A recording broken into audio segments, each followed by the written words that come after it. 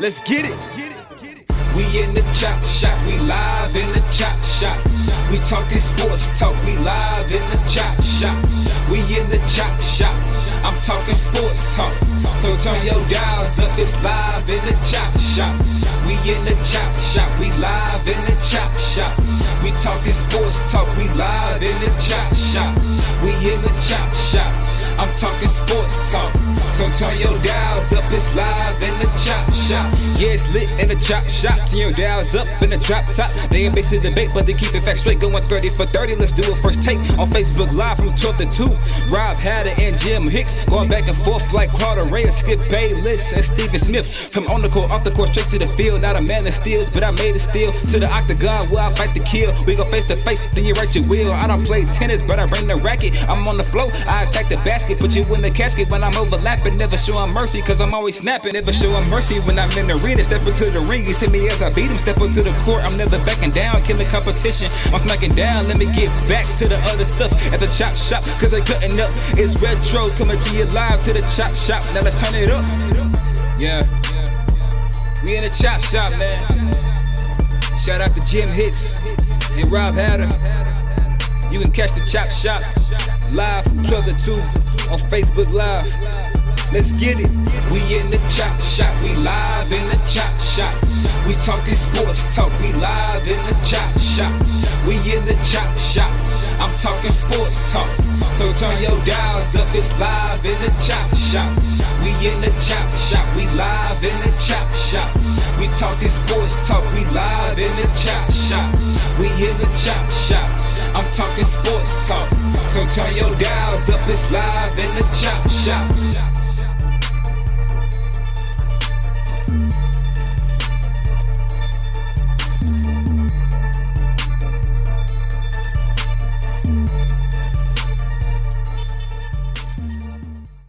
H-Town, what's up? You know what time it is? It's time for the best 120 minutes of your day, maybe a little bit more. The Chop Shop, the nation's #1 urban sports talk show, and also your midday sports happy hour. Yours truly, Robert Hatter, alongside Jim Cheat Sheet Hicks, coming to you live from Houston, Texas. But we're broadcasting all over the world, and Jimmy over there dramatizing his hands because he know he's going to get sore. They're going to get sore messing with Robert Hatter today. And let me tell y'all something. Let me talk about my starting five first. Let me get my people in here. Not Todd Holmes. I'm gonna call Todd Holmes, but he ain't one of my people. Todd Holmes, Rod Ware, one of my people. Kimberly Jackson's one of my people. Tyandra Holmes, one of my people. Derek Johnson's one of my people. Yeah, Todd Holmes, I hear what you been saying about James Harden. You know, you got problems. But let me tell y'all something. Let me tell y'all something about last night. You know, y'all have they had what you call it, watch parties last night without me. You know what I'm saying? They doing, you know, they smoking cigars and everything last night without me. But you know what? The most wild thing about this thing, last night a game was won with free throws, with no time on the clock. I'm talking about the whole last night. And on one game, the best offensive player in this generation, helping seal the series win, not to mention saving his reputation with a defensive play, Mr. James Harden. Let me tell y'all something.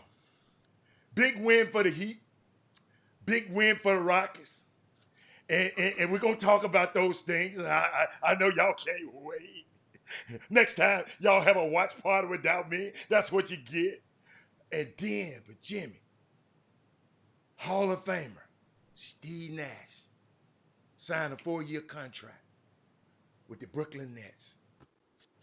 It's a weird one. Let me tell you something. Then, Jimmy, I hear rumors this morning. Tyronn Lue to the Sixers. So guess what, y'all? So let me tell you something. Let's just start. Let's get started. Hold up. Let's get it started. Come on, Messi Marvin. What you got for me today?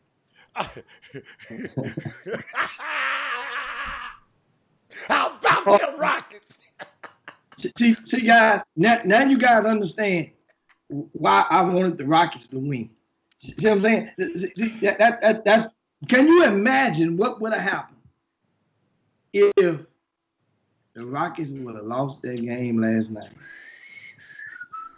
Do you realize? I mean, first, let's get into the win. Who showed up and players that it's kind of crazy, but players that's supposed to show up showed up, such as Eric Gordon. He showed up from the jump. First half, 17 points, and actually gave them the rhythm that they needed. Russ was solid in the first half. Russ was good in the first half at doing what he do. And because it was a rocky start for James Harden. I mean, I think it started off 1 for 6 from the floor. He was terrible. He said he was. It was like no. I'm talking about. I'm in the first half now. You know, because at the end of the game, we understand we know how the movie ends. But in the tempo of the game from the start, you know, back and forth, nip and tuck. Okay, we see is and we wait, and I'm waiting for that because normally that Rockets, the way that they play, they give you a 10-point lead. They're coming and go on a run. They get hot. And it was a thing last night. Long as the Rockets didn't get cold, Rockets in good shape. That's been the problem. If the team gets cold, well, James Harden got cold, they still had a chance to win because the team didn't get cold. And that was a thank goodness that the team didn't get cold along with him.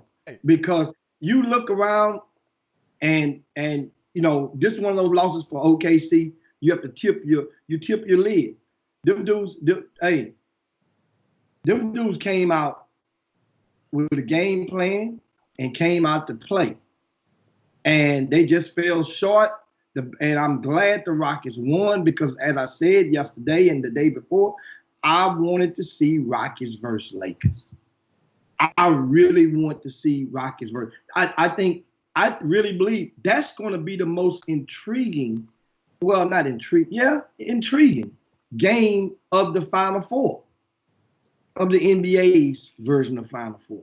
Is that Rockets? Because you know why? The fears is already gone from the Boston and Toronto. They up 2-0. Miami and Milwaukee. Miami's up 2-0 after last night.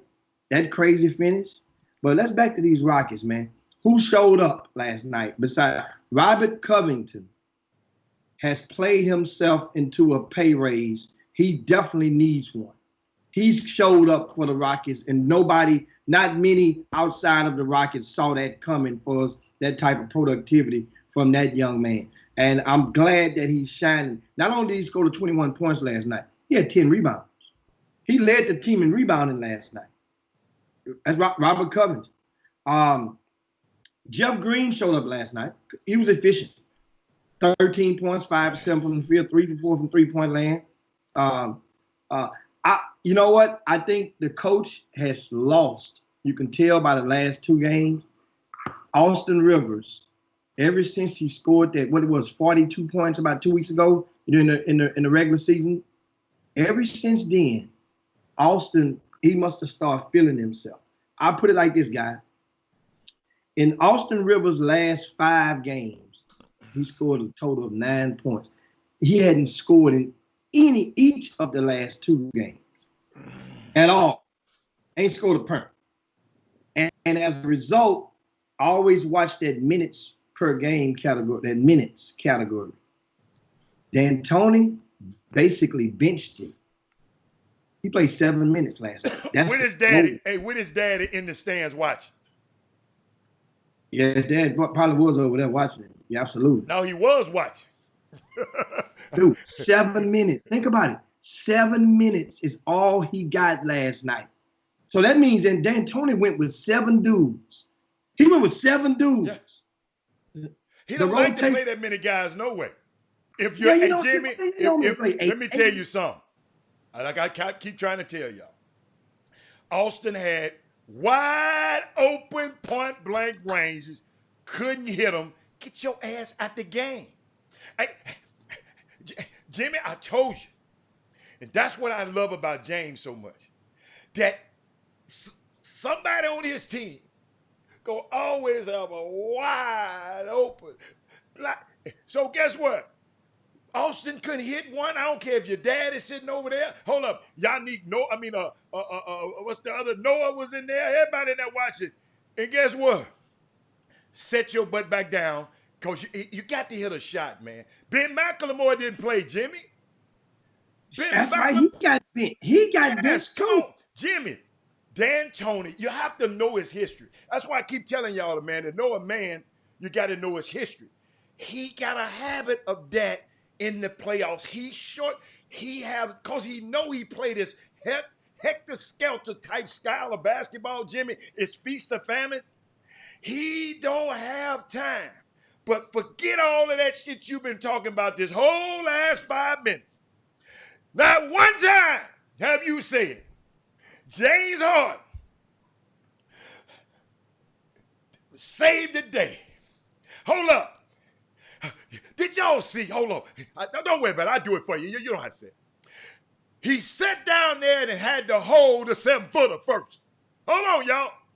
So the guy had, Chris Paul or whoever, had to make a decision. Because James said, no, I'm holding on him. You ain't going to drop it off in him. And soon as he dropped it off, Jimmy, he closed out and blocked the dude's jump shot clean and won it. Hold up. And had the wherewithal. All of you real hoopers out there, you know how when you go out of bounds, you bust somebody upside the head and bust them, because what? They petrified and don't move. James saw it, jumped in the air, spread his legs, hit out of bounds. And I'm just saying, man, let me tell y'all something. He made a fantastic switch off and closed out on this guy. I don't care how many points. I said something about a month ago. Because when you came up with your analogies, well, in the losses, he got to have I'm not worried about the wins. But Robert had to worry about the wins, and they won last night. But one of your favorite things was, and I said, ladies and gentlemen, I said, if James Harden scored 20 and win, I'm in. Look how excited I am about the 17 points. I don't care. I just wanted the guy to win, because that dude right there with that Buzz Bunch shirt, he had to tap his script this morning. He already had a script. You got to tap your script. And you couldn't come and say, man, you know what about James Harden? Wow. But I know I didn't expect that from you. But maybe some of y'all on the Facebook feed, some of y'all might say, this dude blocked Steven Adams from getting the ball. Then close. You got to understand basketball to know how hard that shit is. You have to have a want to. Some inside of you got to say, hey, man, I got to make, and something I said, another thing. I told you the other day, in the loss, check this out, y'all. In the loss, Russell Westbrook shot an air ball. James jumped in and from the free throw line and jumped out of it and saved the ball. You talking about, man, they don't pay him to do that. So winning basketball play. They don't pay him to block no shots. But guess what? He moves on to the next round, and Lee Dort, whoever y'all talking about, is on an airplane taking his black ass back home to where to Canada, to Quebec, or where the hell he from. He gone home. And that's it. And if y'all notice, I didn't say nothing negative, nothing about Chris Paul, because I got a tribute to Chris Paul that I want to give. Notice, I didn't say nothing about Chris Paul. Now, first of all, James Harden didn't win the game. He preserved the win. They were already winning. They needed no more points because of his play. He preserved by blocking a shot That was not a layup, Hatter. That was a 3-point attempt. That's the highest percentage shot on the court, is the shot behind that arc. So this guy attempting a 3-point attempt, you block the shot. We don't know if it goes in or not. In all likelihood, it don't go in. So, okay, he made the play that preserved a win. So in your words, saved the win. Okay, you guys know I'm a baseball guy. Who gets the most credit? Who gets the most money in baseball? The pitcher who starts or the pitcher who comes in and saves the game at the end? The pitcher who starts, the starter. We ain't playing baseball. That's your sport. Guess what? Guess what? Hold on. We talking about, understand. Terrible analogy. Jimmy, I'm gonna think up a nickname for you. Your name is T. Your nickname is TA. TA. Terrible analogy. Terrible analogy. Terrible. Listen. No, that's not terrible. Hell, what game did James Harden win last night? You got a guy. Hold up. You got a guy on here. Hold up. Offensively, hold up. I played like you got a guy up here that hold on, James Harden. Jimmy, we got a guy on the Facebook feed that's so clueless and said Harden is worthless. You know, we got guys on here who profess they know something, an inkling about basketball, and say Harden is worthless. Got to be out of his rabbit ass mind. But keep on going, Jimmy. It's unbelievable y'all vitriol people have against a guy. Now once again, worthless. Once again, allow me to remind you guys and remind what you guys know. And you could tell we did if you guys on the Facebook feed and on the YouTube feed stream right now, if you would share the show right now. There's some people that's in your groups and in your friends that need to get some of this conversation to help make their middle of their day. YouTube, give us a thumbs up if you haven't done so already. If you missed the first rendition of a halftime watch party, it was really kind of cool. It was cool. The fact of being that was the first time I ever done that type of thing. That was kind of neat. I didn't realize until the last minute that there was no way that Facebook need to find a way to merge, or is it a way to merge two people to do the watch party at the same time? You guys let me know. Some of you are watch party gurus out there. Is there a way of two people in two different locations and we could merge? Jimmy, I've already looked it up. You don't have to talk to them. I already looked it up. It's not possible. So keep going. Let's go. Keep going. I looked it up. Now, like I said, that was some neat stuff. That was kind of cool. That kept halftime rocking. And so you guys know, if you watched it last night, you can look and tell. They say when you get a little sipping oil in you, gets loose juice in you, you tell the truth steeps out. You guys could tell if you go back and watch it that at that moment, even a little wobbly, wanted the Rockets to win. I wanted the Rockets to win, and that was for sure. One guy I did not want. I was hoping that whatever happened, they win, because if you win, then the bad game you live to see another day. Which James Harden, I mean, I just don't know what it is. Whereas in these moments, Jimmy, on the offensive end, Jimmy, did you see him looking on the bench? I know you was over there drinking. You probably weren't paying attention. James was looking when he was resting on the bench, his normal time that he rests before he go back in the fourth quarter. He was looking freaking lost, like he was in a fog. I'm telling you, he was like. And they say and I was reading some of the reports after the game. At least 3 of them I read. And they used such words as like it looked like he was disconnected, looked like he was uninterested. This was during the midst of the game, not toward the end. And so it's like it's something. I think it has to be maybe this moment, because James Harden has declared that was one of the biggest plays of his career, was a block shot attempt when your team is winning to preserve the win in Game 7.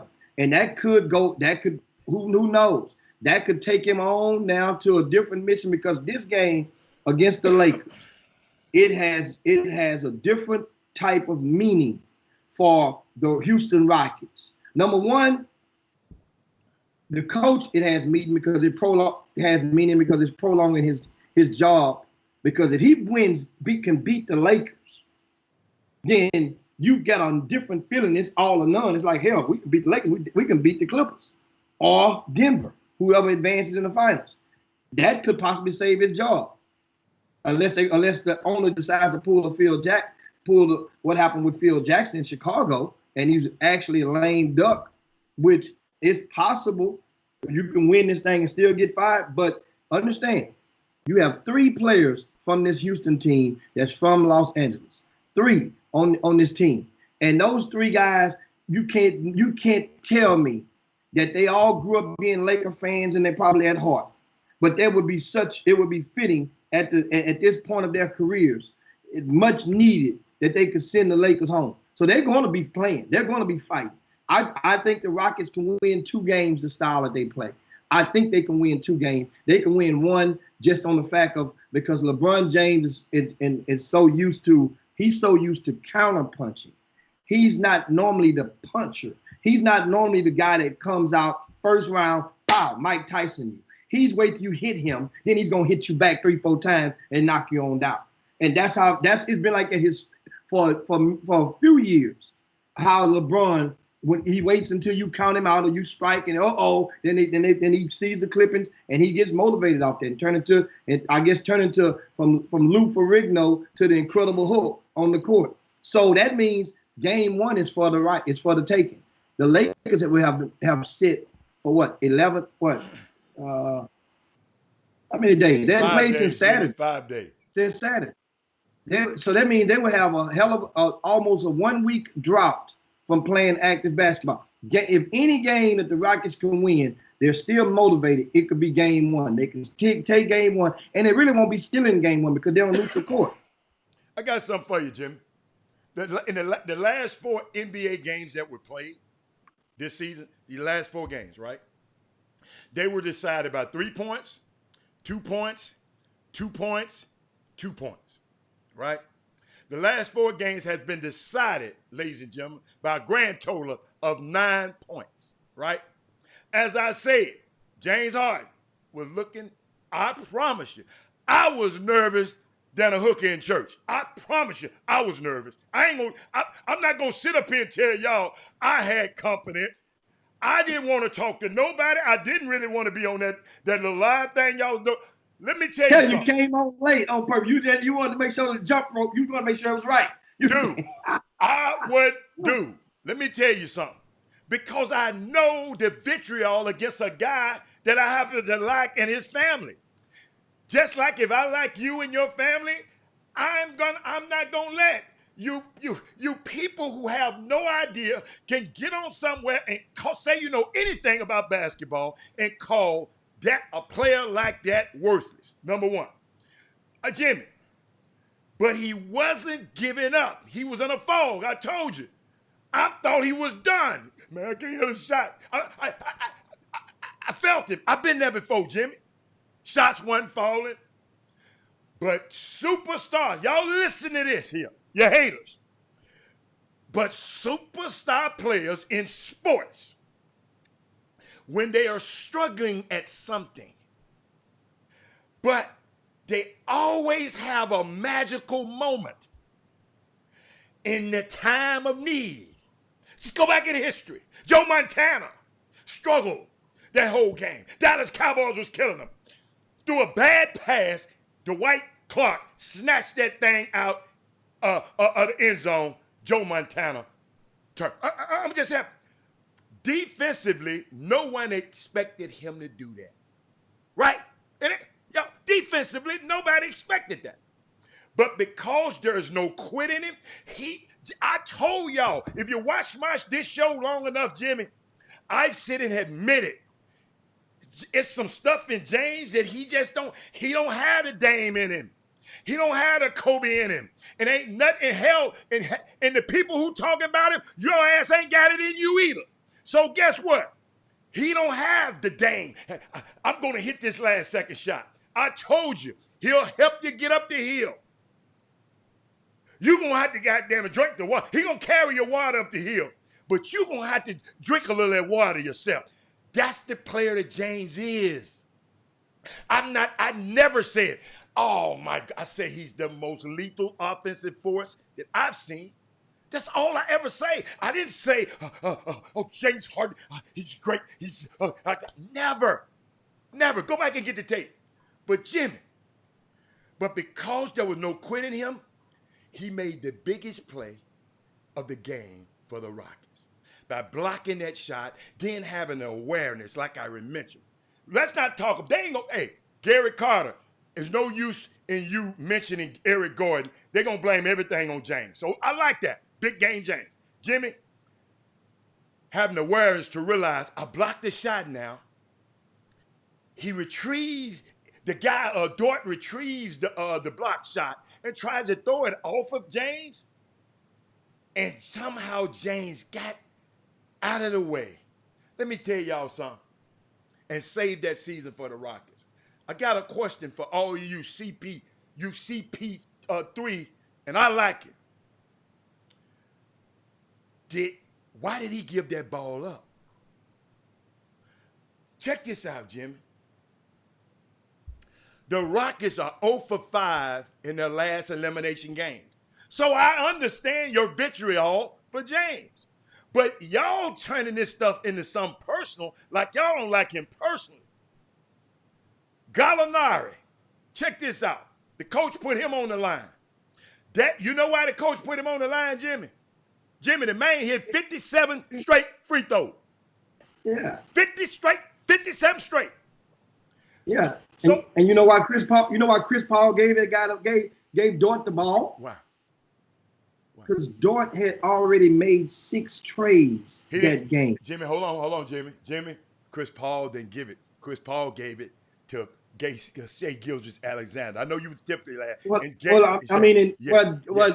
Dort took that last shot. But Chris Paul gave it up out of desperation because somebody D'd his little ass up. He gave it. Yes. And guess what? Yes. Guess what? Yes. Guess what? So Chris Paul wanted the ball. Last game, somebody from the Rockets didn't even want to go get the ball. Jimmy, we already know. James don't want the ball. We said that. Okay. But Chris Paul, y'all talking about point guard. Chris Paul, you already said James ain't, he don't want the ball. He ain't no clutch player. But guess what? He made a clutch play. Just because he didn't hit no fall away out of bounds. When they say clutch player for James, nobody had relatively been talking about his clutch on defense because he already had a jacket he's been wearing for 4 years about his defense. So that's the jacket that he had been wearing, even though he led the league in steals. His jacket on defense was that he would be unenthused and play that Matador stuff. Remember, they made a mixtape with James Harden. Like they did Shaq and the Fool with McGee. Jimmy, they probably got a mixtape of your ass 10 years ago or 5 years ago or 20. Jimmy, you ain't the same guy you was last year. Yeah, but I'm saying, but once you get that jacket, it takes time for that jacket to get off your back. And even Mike D'Antoni said that last night. He said, in the press conference, Mike D'Antoni said, once you get stuck with a label in this league, it's tough for NBA players to shed that label. But Jimmy, he got y'all sticking with the label. But guess what? I don't label people. I let the fans label people. But how to do one time make a case? What you mean? So you saying one time? Jimmy, let me tell you something. Well, guess what? I put it like this: when a wheel is turning this way, 60 miles an hour, you just can't stop it abruptly. You got to slow it down and get it to turning right. So guess what? All I'm saying was, y'all won't even come over here and give him the damn credit. You got a clown on here saying he worthless. It's unbelievable. Worthless? Get the hell out of here. But Jimmy, I'd like to say a shout out to Elston Turner. I've given him credit before, but when I looked at these stats, Robert Covington is stirred in deflections in the bubble, Jimmy. Okay, check this out. James Harden is 5th in the playoffs in loose balls recovered. PJ Tucker leads the playoffs in charges taken. Think about this, Jimmy. It's just, I mean, I'm happy for the Rockets, happy for D'Antoni, but I'm really happy for James. Because guess what? I'm not trying to get him to please y'all. Because some of y'all, he ain't going to never please. So it's okay. But I'm just glad that I don't have to be on this show talking about what James didn't do, and I can say what he did do. And he saved the game. He got the Rockets going to play the Lakers. He's going to play against LeBron, where he's from. He's from LA, and he's going to play LeBron. And Chris Paul and them and Lou Dort and all those guys are on a plane headed home right about now. Jimmy, they don't have to wear that armband. That armband, they cut it off. And guess what? Just think about this. Their family just got there on Monday. I bet your mama talking crazy right now. I done come way out here and y'all done got y'all ass toe off. So, but back to CP3 before we go there, before we get anywhere, right? Jimmy, when it eventually ends, Chris Paul's career is going to be one that's heavily debated and heavily discussed. Now somebody talking about he's a competitor, but he ain't never won a championship either. But y'all give him a pass. But it's okay. But what he did over the last 9 months, and y'all hear me on this one, what he did over the last 9 months on the court, for his team, and off the court for his team, off the court for the league, off the court for the world, is iconic. Let's hear that. And I hope y'all hear that. Very, very high. He even saluted, Jimmy, all of these. I mean, I got a list of CAU, Shaw, FAMU, Spelman, Morehouse, Lincoln, Alabama State, Bluefield State, Hampton, Southern, WSSU, NCCU, Langston, Savannah State, Albany State, Livingstone, Howard, Alabama A&M, North Carolina A&T, Norfolk State. He wore tennis shoes commemorating each one of those HBCUs every time he put a highlight on our institutions. So guess what? Yes, I'm glad he's gone home. But kudos to that young man for lifting up and shining a light on our institution, and I'll never forgive that.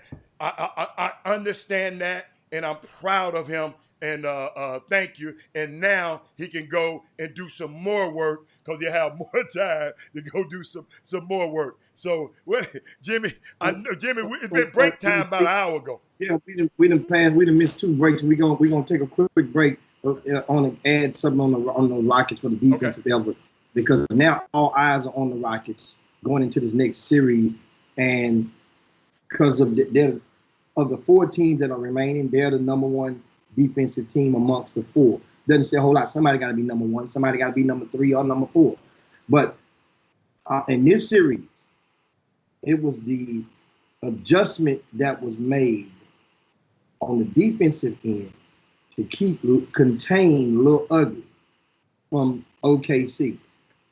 Lil Ugly came out, man, and was torching the Rockets. Right? Okay. And it was a matter of time. You keep him contained. And because he's I mean, can we go to the break and you can come back and talk about Lil Ugly? Let's go to break right quick.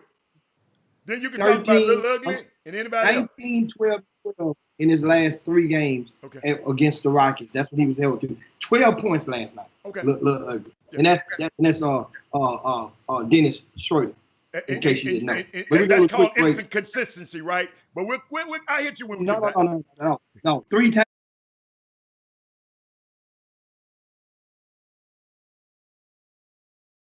Australia, now is the time to do more. Racism has been around for far too long. We have to do more. Racism hurts. Racism creates distrust.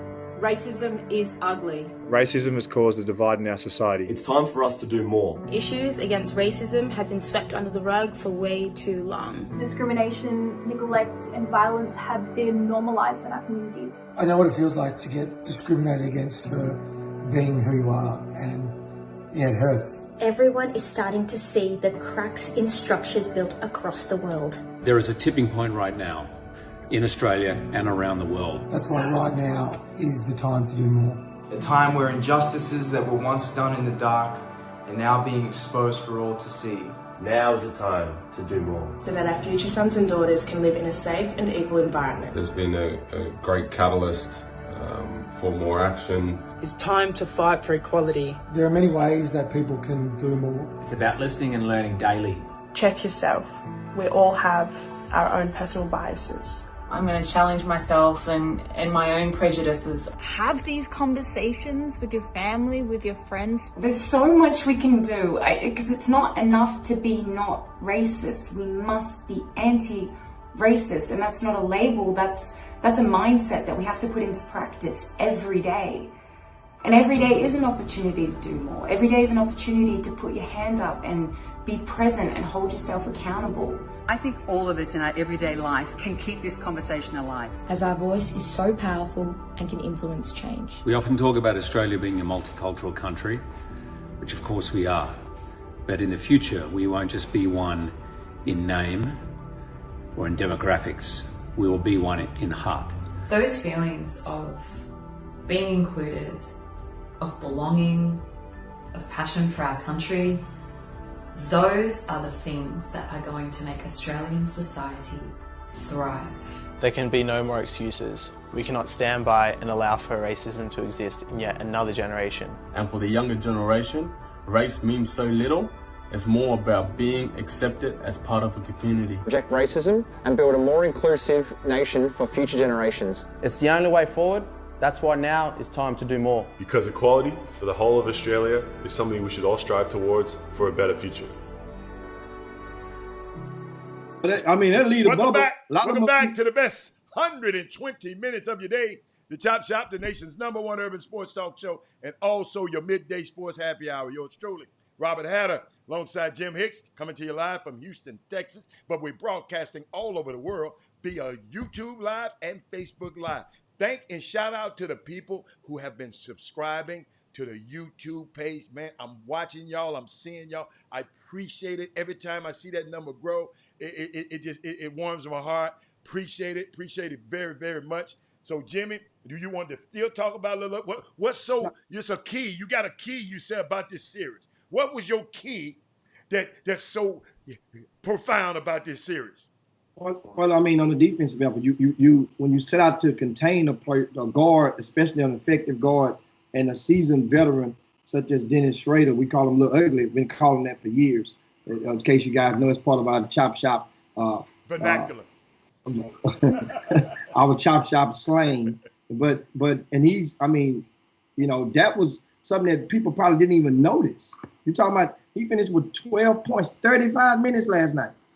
How many points you expect him to? What would you expect him to hit? Huh? What was you expecting him to score? You remember he came out. Okay. Excuse me. He had 29. We had 30 about 3 games. He did. In the first game? No. In the no. That was you say he can't. Oh, so you just talking about the good game? Okay. I'm trying to think back. I'm trying to think back. I know he had 30 in game 4. Okay. He had 29 in game 3. Okay. So that was en route to him 2 games in a row. You let this guy came off the bench, all right, and get 29 and 30. So then you made adjustments before it became a habit. Like I said, going into the break, three of anything creates a habit. 3 in a row. If a player make 3 turnovers in a row, coach call him out. If somebody hit 3 threes in a row, somebody's gonna call timeout. 3 of something in a row is gonna make people make adjustments. They adjusted on him 19 points, 12 points, 12 points. And that's what I'm saying. I mean, so that credit has to go somewhere in the philosophy of the Houston Rockets to go and say, well, we got with one player that we know we can contain. Let's go and contain. That was the guy. That was the key defensive move. There wasn't nothing they could do. They know Steve Adams is going to do with it. He's not going to get a whole lot of opportunities to go and create and dominate them. And that's what people say coming into the game. And that's what I'm hearing about this Lakers series. And people say, well, who's going to guard AD? Who's going to guard Bron? Can't nobody in the league guard AD or Bron. So what does it matter? The thing is, those guys that the guards that the Rockets have, they're going to rely now on LeBron or AD to put that ball on the floor, and then you can get a chance to disrupt their dribble or disrupt their rhythm from attacking the rim. That's the hope. Now, if the Lakers will have to make adjustments because the bigger they are, that means the slower they will be against this Rockets team. I'm thinking the Rockets are going to go and try to re-implement their small ball and re-energize it against these guys. It's going to, I mean, the Lakers, do you think the Lakers are going to sweep the Rockets? I don't think it's going to happen. So my thing is this. If you don't think they're going to sweep them, then in the Rockets, that means the Rockets, you're giving the Rockets one game. That if you think the Rockets can win two, you're giving them two games. Well, hell, what two are you giving them? Are you giving them the third, the fourth? Are you giving them the second, the sixth? Which two games are you giving them? Or which one game are you giving them? If you're saying that if you don't think it's going to get swept, that is. So that's the thing about it. You don't know how this stuff can bounce. Don't get it twisted now. Now, hey, we do know that. Hey, Rick said, if Jeff Green and Robin Covington get in foul trouble, it'll be ugly. If LeBron James and Anthony Davis get in foul trouble, it's going to be ugly. Take LeBron James and Anthony Davis off of that team, they got Washington Generals. Excuse me. So keep going. And I'm thinking, speaking of the Lakers series, I love it. One of the things that, like I said, I mentioned earlier, the Rockets are in the rhythm. Now, could this OKC series take a lot out of them emotionally? That should be a concern, because sometimes you didn't plan on spending this much emotion and energy into this series. You may not have. How would you replenish that in 48 hours to go into game one? Now, also, if the Lakers come into this game unenthused, as they did when they allowed game one of Portland, disinterested, like, we got this, then understand, Rondo is back, but he's probably going to be used as a reserve, and they're going to probably inch him on in. But Rondo, if it was ever a series that can benefit him, it would be against a team like the Rockets. So it's kind of going to be interesting on this chess match that we would see, entering game one on Friday. Meanwhile, how about the job that Jimmy Butler is doing? I mean, he did not have a great game offensively last night. But once again, he came through and won the game. That's what you call winning the game. You hit two free throws that gives your team a lead, that won the game. And no other team, the other opponent cannot score after that. You won the game. But come on, man. That's Stuff winning you the game. spew out. That's not. He didn't. Come Jimmy on, Butler man. didn't Come on, preserve. man. He didn't save the game. He won the game. Unbelievable. But keep going. That's big difference. Keep going. Big difference now. Boy, I need an aspirin right now. Now, here's the thing on Milwaukee Bucks. Milwaukee is talented enough. I think yesterday they got themselves in the hole, and hell, I didn't think they were going to erase their lead. They walked that lead down in the fourth quarter like none other. but they are talented enough to actually, don't get this stuff twisted, to come back and win 4 of the next 5 games. You know, what do y'all got to say about your MVP? Your reigning MVP, and the MVP is supposed to be an MVP, the defensive player of the year, who came on there and said, "I do what my coach say." What y'all say about him? Well, remember, Jimmy Butler did not have a great game offensive. I mean, on the shooting wise, on the offensive. But he's down 0-2 and got the best record in the East, and he's down 0-2 in the playoffs. Okay, but what happened is when they're ousted, that's when the conversation and the criticism is going to dart at Greek Freak. Right now, they still got time. We've seen guys erase 0-2 leads. Man, the criticism. Okay, so wait a minute. He's the MVP. So the criticism, you can't criticize him game to game like you do another player that we don't even have to say. You can't criticize him game to game. You just criticize this guy game to game. This guy ain't never won nothing. This guy shrinks up in the playoffs same way. So what's the difference? What's the difference? The people in your that's writing about you and that's in your community team fan base, they're not fed up with the Greek Freak. He's partially revered in Milwaukee. So that's the big difference. Now, if the Greek Freak do something to change that perception of him, then he will feel the wrath of that as well. And that's a small market as well. Now, if Greek Freak was in New York City, then the fire would be turning up under him, because New York media would be lighting his ass up. And that's a benefit, but it's Jimmy, the man is shooting air balls from the free throw line. From the free throw line. Yeah, but understand something.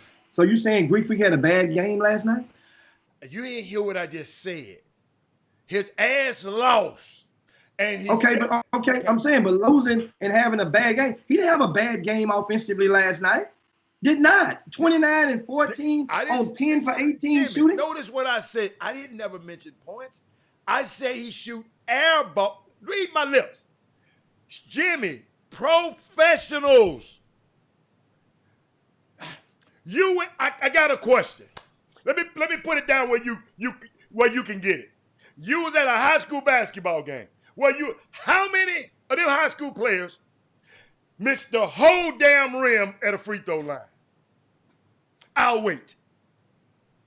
I can tell you what. How many high school players that you saw this weekend, how many missed the whole rim? You compare some high school players. I'm asking you a question because I'm trying to make my point. 0. So, 0. Tell me why y'all get this guy, the media, whoever the hell you want, because I'm not giving him no pass. When you can't shoot a shot from the free throw line in the clutch, you missed 2. They lost by 2. He hit in the clutch. He missed 2 in a row. Greek Freak last night. So he's not the first MVP to shoot air balls. That's not his first air ball. From the free shot. Jamie, you're not hearing me. I'm talking about a free throw line. From the He's free not the throw first line. to shoot air balls from the free throw line. From the free throw line. You ever heard of Shaquille O'Neal? Who? Shaquille O'Neal shot. No. He used to tear the backboard apart. He didn't hit. Shaq shot air balls and missed the whole goal before.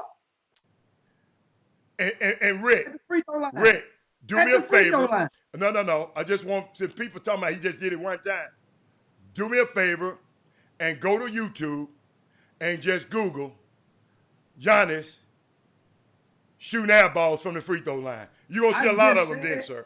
I just said that's not his first time shooting the air ball. No, he's shooting a lot of them. Yeah. I just said that. That's totally. Yeah. But at the same time, that's not a mistake. Greek Freak had a pretty good game last night, and at the same time, a lot of his energy was, as he made that statement, because that seemed like the politically correct statement to make on that interview after game one, about I do what my coach say. His actions, and I remember Jalen Rose got on TV and said, "You just watch Greek Freak on defense and his actions on game two." He said, "Man, don't believe that. Don't believe." And sure enough, his actions went towards containing Jimmy Butler. Jimmy Butler finished with 13 points. And think about it like this. Jimmy Butler had 11 points until there was no time left on the clock. He had 2 free throws, made it 13. He had 11 points after scoring a 40. So, Jimmy, everybody ain't gonna score the same amount of points every game. What are you talking about? No, but if people keying on you, if somebody's keying on you as a defensive player of the year and they making a conscious effort to key on you, then guess what? That's limiting a lot of stuff you can do. So I mean, other players got to beat you, like Tyler Hero. And Tyler Hero is going to get himself a bag. Jimmy, you done froze up on me, man. Brian Jolivet tried to pop in and you done froze up on me on the screen. Yeah, you done froze up on me. Just, Brian Jolivet, make sure you're on mute, sir. And Jimmy, do me a favor and just go out and come back in. Because you on, yeah, there you go. Yeah, but that was so, thank y'all for being so patient with us. It's just unique. And all I'm saying, I'm not hard on it. I'm giving facts. Like y'all be saying, y'all give me facts about James, but act like y'all don't want to hear facts about nobody else. But y'all James facts are so, I mean, y'all so convincing when you say something about James. And here with Rick, how you fishing, you try another angle. I'm not trying to try another angle. I just never seen a player just shoot air balls like that from the free throw line. I just haven't. And I've been covering and watching this game for a long time. 30 years, to be exact.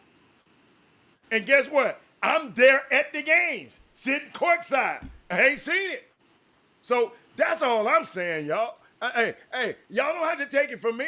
Take it for somebody who don't have exposed experience. That's my experience. I just never seen it. It's all good. But Jimmy, I think we can take a break, but I think all I get where they trying to come in. I guess they trying to see is we on or not. I don't know. You and these guests, you can't coming on today. But Jimmy, you were talking about galvanizing something. You told me to write that name down. And I guess if we finish with the NBA, I know we got some stuff coming up. You know, the Rockets going to play the Lakers. Who we got tonight?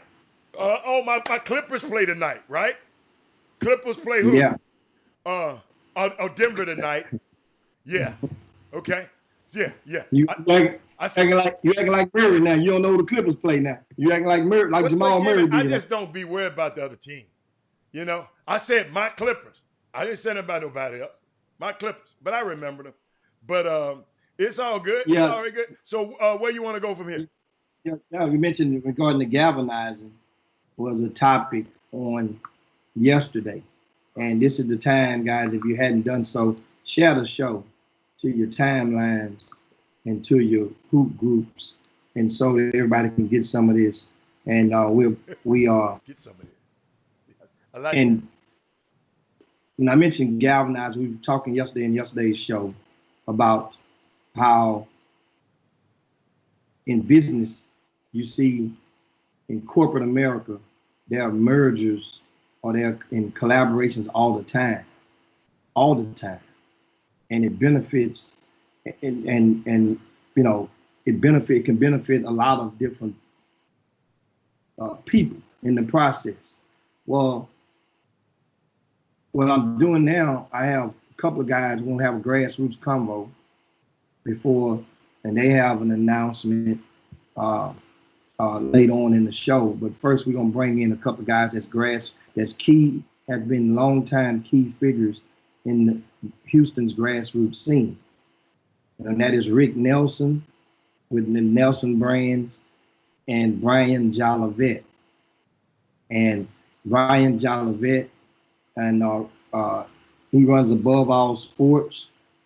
Got his start. You guys may remember him back. Everybody has that he was a grassroots coach at first. Of course, his son played basketball, and that inspired him to, of course, coach the teams. And he got up under the Houston Hoops umbrella with his son, Blake Jolivet, who finished from St. Thomas and ended up earning a college scholarship.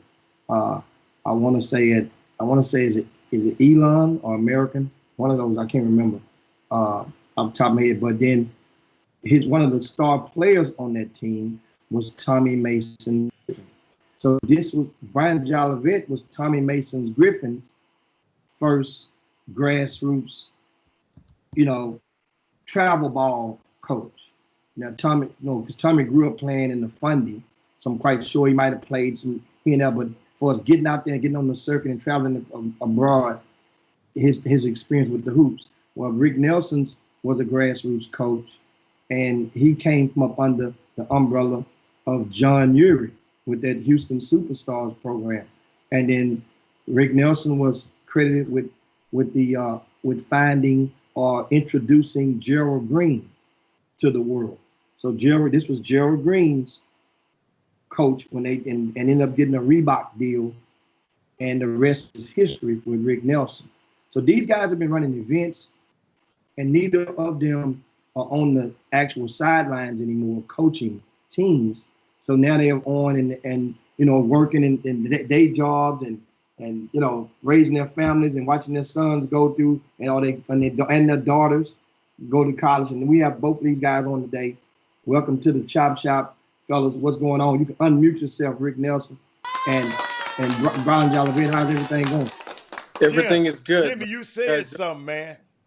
You in your introduction, you said they used to try to coach. I just seen Rick try, but I ain't never seen that other one over there. Come up in the screen a little bit, Brian. Bring your shoulders up a little bit. Yeah, just come up. Yeah. I ain't never seen that. I've seen Rick try and seen him, cuss and get some text, but I ain't never seen Brian Jolivet. Yeah, there you go. I ain't never seen Brian Jolivet. So you kind of threw me off when you said, Coach, these guys, in my view, they've usually been directors. And Jimmy, I'll never forget my favorite Rick Nelson story. I got to tell y'all this. Let me tell you how. Hold up. We on the show together today, right? You see how this how I love him, right? Hold on. They put me see back when I was assisting in trying to make a way for Franchise All-Stars. I had some guys who were over the program. I just kind of bankrolled the program, right? So we were supposed to go some event, the event Rick given Pearland, which was, a monster event, right? So Brian Jolivet and the people out there, my guys put me up to call Rick. I ain't know Rick that good then, right? I said, how you doing, Mr. Nelson? I got on all professional. And I said, hey, man, I want you to, could we be, I don't know how I told him, Rick, I want my team on the main floor. Guess what he told me, y'all? What he say? Hey, boom, boom, room. He said, man, you ain't got nobody on that team. He said, you got John Henson, and you can throw the rest of them niggas in the ocean. You can throw the rest of them dudes in the ocean. I'll never forget it. He gave me a wake-up call, and I said, and Jimmy, guess what? I couldn't say nothing. I just said, okay. Hold on. In defense of myself. Hold on. First of all, you pulled up a franchise move, which is you was going to take your butt to Dallas and play in a tournament and find out you couldn't play there. My tournament was closed, and you wanted me to bump somebody out the tournament to put y'all in. And then on top of bumping somebody out, you wanted to play. I had to comp the team, and I had to be able to put y'all on the main floor. So I'm like, I got to do all that just for John Henson. Rick, I didn't know all of that back then, Rick. I was the second choice. Rick. I was the second choice. That's after you got turned down at prom. They turned you down at prom. They didn't tell me about that, Rick. They didn't tell me. They just told me to get you to get us on the main. I didn't know nothing about all that other stuff. Hey, Jimmy. So in defense, Jimmy, they were going to Dallas. They already had a date, okay? The date called and said, hey, we're not picking you up in no limo. you know, if you want to come, you got to catch the bus. And they said, man, look, forget y'all. We ain't going, man. Call Rick. Rick want to date us. He want to go out. We ain't gonna give him none, but we gonna let him just we gonna just let him hang out. Hey, it was fun, Rick, man. I think about it. That's why I still remember it. And I ain't gonna lie, Rick. So how did y'all solve it? So what happened? What was the solution? I don't think we came. We didn't come. They ended up getting in the tournament. We did. I don't remember. Y'all got. I don't remember in the tournament, and they got in the tournament. They wanted all their games on the main floor. I wanted perks, man. Every one of them. Hey, Rick. All of them. Every last one of them. Hey, Rick. Hey, we were accustomed to a certain standard. Rick, we had went to Arizona. They picked us up in limousines. In Vegas, we was riding around. Everybody had a Range Rover. They ain't know no better. Robert, were you coaching? Hatter, were you coaching? No, I ain't coaching. Hey, Keith, let me tell you. Did anybody? Watch this here, Brian. Listen to this, Brian. Jimmy Hicks, listen to this. I was taught this years ago by a good friend of mine by name Keith White. I don't know if he listened or not. Yeah. Keith White taught me this years ago. Keith White with the Hoop Stars told me one day, he said, you spending all your time trying to cater to all these guys. I had OJ Mayo and all these guys coming in and giving them front row service. All right. And he said, you take a guys like me who pay full freight to come to your event and support your tournament every year. And you're going to put me on court 19, and you're going to put guys like Henson, them, the franchise, who going to come to your tournament every once in a while when there's nothing else to do. And at that point, I learned from Keith White, you know what? Nah, I ain't doing that. I'm going to put the franchise on court 19. Court 19 going to be court 1. Hey, Rick, thank you. You showed me some humility. And guess what? All 12 of those, 10 of those guys got Division I scholarship. And back to what you going to say, Mr. Non-golfer. Have y'all seen Hatter coach? Yeah, oh yeah. Hatter came to my tournament. He came twice. Really? After that, Hatter would come to the tournament in a suit. He would be dry. He would be talking calm. By the time at the end of the game, Hatter couldn't talk. He was soaking wet. His kids they didn't want to be bothered with him. That's why I quit. Really? Hey, Brian, I told that story already. Brian, I messed around. So animated. Oh my God. Hey, I used to come from church on Sunday, so I have time to change. I try to get to the game, and yes, I used to. Boy, I thought I was Pat Riley, Rick. I was Pat Riley, but you know what? I saw a video of me coaching them the boy. I stopped coaching. I said, "Man, you crazy? Don't you ever coach nobody no more." And my son told me the same thing. So guess what? Parents, it's all right sometimes good to listen to your kids. But gentlemen.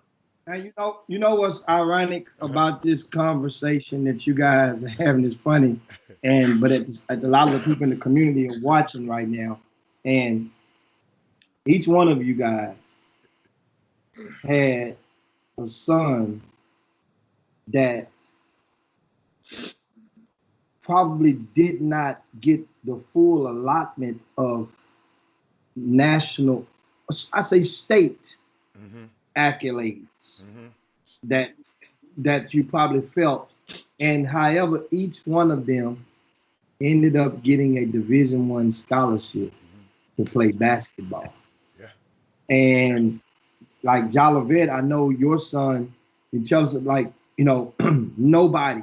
I remember when it was going, when the offer came, and how the city seemed like they just soured because the young man, the college coach saw him, liked him, gave him a scholarship, and everybody got pissed off because how could you offer this guy and not the next guy? Tell us about, how does does that affect or have any bearing, like as a family? I know what goes on in houses, you know, but I know how people on this side, we talked about this stuff, about a lot of the bitterness in the community. Take us back through that moment when your son explained to everybody what his name was and where he ended up going to college and what happened. Like, I mean, saying, did you feel any of the back? Because it wasn't, social media wasn't what it was now. Yeah. Thank goodness it wasn't what it is now. Brian? So my son's name is Blake Jolivet, and Blake went to St. Thomas High School. And Blake was similar to Hatters' son. He was a high academic kid. And we wanted to make sure we put him in an environment where he would prosper academically, and then with the hopes of getting him into, our initial plans was Ivy League. And the Ivy League schools recruited him. He visited Harvard with Tommy Amaker, and Will Wade was the assistant coach at LSU, who's at LSU now. He was recruiting Blake heavily. We visited Harvard. He visited Yale. And I remember I was at work in Germany, and I got the call from Yale because, as Robert always says, the Ivy Leagues is based on financial need. So when they told me how much I had to pay, I said, absolutely not. So I told my son, I said, let's look at some other high academic schools. And I said, your undergraduate is important, but it doesn't matter. What matters is where you go to graduate school, and then we could pick up one of the Ivy Leagues. So we started looking at the Patriot League schools, and he visited Holy Cross, and then he visited American, and he really liked the vibe in DC. And one of my good friends, Brian Mitchell, was playing with the Redskins. We used to live in the DC area. So he fell in love with that. And he majored in finance and got his finance degree from American University. And then right after my daughter was playing basketball as well, and she wanted me to coach her. So I coached her under Cy-Fair Shock Nike program. And then she was blessed with a scholarship at North Texas. And then she ended up transferring to my alma mater, where I played at Louisiana Lafayette. Mm-hmm. And she graduated in finance as well. And Jimmy talks about this all the time. We use basketball to get degrees. And it didn't cost me a dime for neither one of my kids. And they both have jobs. They're both doing real well. Blake lives in Virginia Beach, doing well. And Brooke is working. She works for a finance company here in Houston, doing well. Awesome. So now I was asking you about the perception of, like, when your son got the offer, right? Did you know that there was like bitterness at the time amongst people trying to call the coach and get them to change their mind and whatnot? Because sometimes a college coach would come clean and tell you guys that once you get on campus. Were you aware? I was aware. Social media wasn't as popular as it is now. And I was never one to be in the circle of people, gossiping or talking about stuff. My focus, me and Annette, my wife, our focus was to help kids. And we were helping a lot of other kids while we were helping Blake. We had 12 kids that started with us in the 7th grade, and all 12 of those kids went Division I. So I was busy, beating the pavement, helping these other kids, making sure that they would get something. So none of that stuff distracted me. He had a scholarship in hand. I didn't care what people said or anything. My concern was this is what I said, Jimmy. I told Blake, I said, I'm going to put you in position for the things that you do well for people to see. And the stuff you don't do so well, let them find out after they sign you. I said, because my goal is to get you in college. So that worked really well, because after he got in college, he was starting as a freshman. And I remember his coach called me from American and said, Brian, Blake won't listen. He said, because, I want my point guard to run sets. Blake breaking out of the sets, and he wants to score and everything, because that's what he was accustomed to in high school. And he says, I'm going to have to bench him. And at the time, I told him, I said, son, I told him, I said, coach, you got to do what you got to do. I said, it's your job. I said, I support you as a parent. So they benched him. I was watching the game online. I used to go to DC watch his game, but that game I was watching online and he didn't start. Played very little. So right after the game, a typical parent, right after the game, although I told him, you in school for education, I call him and say, dude, we out of there. I said, we transferring. He said, what? He said, you the same person that told me there's going to be adversity, you got to fight through it. But as a parent, when you see your baby suffering like that or hurting, you come to the rescue. Yes, sir. And then he said, and then I told him, I said, I spoke to coach and he called me. He said, the coach called you? I said, yeah. He said, let me call you right back. Blake went to the coach's office. He said, look, you do what you have to do. He said, I'm graduating from American University. And he said, don't you ever call my father to talk to him about nothing that's going on with me. He says, this is between you and I. And I'm graduating from American. Bench me, do whatever you want, but I'm getting a degree from American. He called me back and said, now I need you to stop and shut up and let me play. If I don't play, I don't play. But you come into a graduation from American University, and we did. Thank you, Hey, Blake. man, that's Thank stuff. you, Blake. Leave That's them Yeah, alone. but I want to say this. So all accolades, Coach Woods is on there. Coach Woods is my guy because it got to a point where I couldn't coach my son no more because Hold on, you know hold like on. this, man. Hold on. You've been Wait a coaching minute, so wait a minute. long. Wait, you couldn't coach your own son? Jimmy, hardest thing look. in the world. Hardest thing in the world. After a while, man, you start coaching, and my Blake was playing, and Hal wanted to put Blake on the top 17 and under team. And I told Hal, absolutely not. I said, playing behind Tommy, because I moved Tommy to the top team so that my son could have his own team. Yeah. So when my son has his own team, I met Coach Woods. I spoke to Coach Woods. We did the deal. Coach Woods was coaching. I said, Coach Woods, the only rule that you gotta have with coaching my son, you could have a short fuse with everybody, but I said, look, dude, my son, he got to be on the court, man. I said, I need a free education. Let him play, let him mess up or whatever, get on his butt, but he got to learn. And I said, but you got to let him play. And Coach Woods was instrumental, not only in my kid, but all of those kids on that team. And I had a separate 17 and under team that me and Annette financed for Blake and the other kids who couldn't play on the top team. And all of those kids went to college. Awesome. Rick, I mean, what you want to get Rick's Yes, sir. story in? yeah, man. Coach Brian, that was great. Come Yeah, on, Rick. now, you coming on up in there coaching your son. Yeah. You coach your son All the way through. and all the way through the end. So was you faced with a crossroads of saying, man, you know what, I need to pull back, let somebody else coach him? Did that, if so, then what made you stand the course? I mean, you know, me and Doc, for those who don't know, my son is Doc Nelson and went to Episcopal High School, graduated 2017. And me and Doc, he's 21, we can have these conversations. We sit down, we talk, and we laugh about things that we, you know, the process of what we went through. And he understands a lot of different things now as they begin to grow and become into a man. But some of the things that he shared with me now that he went through, I didn't know. You don't find out later about how parents hate you. Parents talk about you. Parents talk about your kid.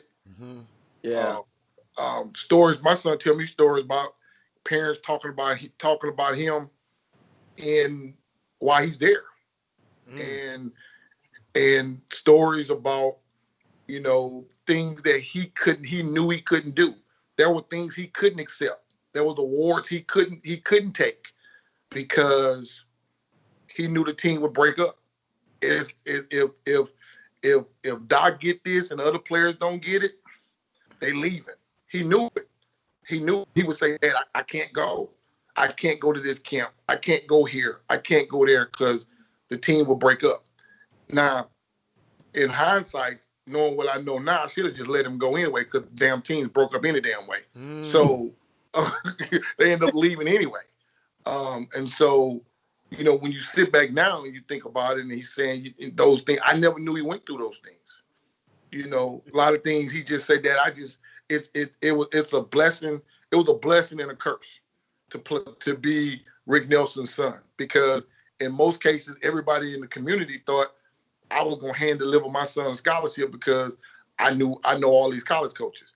He still got to be in the play. You know what I'm saying? Regardless of who I know, he still got to be able to play. You know what I'm saying? And one of the things he used to always say was, he said, Dad, I never got anything. Like, I remember when Doc wanted to play for the Houston, he wanted to play for the Houston Hoops. And the Houston Hoops needed a point guard that year, and they wouldn't take him. They wouldn't take him. They wouldn't take him because of me. Because of Rick. They didn't want, because when you get him, you get me. It was like, well, we'll just pass on him because, not that he's not good enough, we'll just pass on him because we know if we get Doc, we got to take Dad, or whatever the case being. We don't, because I had my own program and we was competitive.